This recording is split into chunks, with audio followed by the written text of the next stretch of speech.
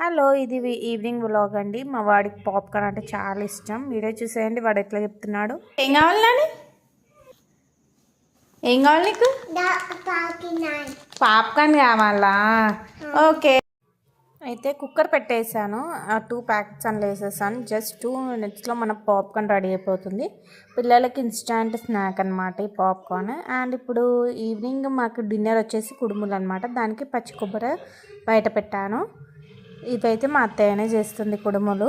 And నేనైతే help చేస్తున్నాను. ఇలా కట్ చేసుకోవాలి. ఈ లోపల మన పాప్కార్న్ రెడీ అయిపోయింది. మా బాబుకి అయితే చారుకి ఇచ్చేసాను.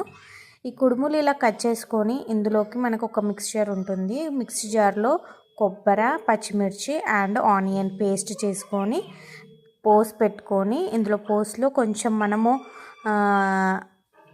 పెసరపప్పు యాడ్ చేసుకోవాలి. అండ్ మనం కట్ చేసిన కుడుములకి మనం ఒక పేస్ట్ తయారు చేసుకున్నాం కదా,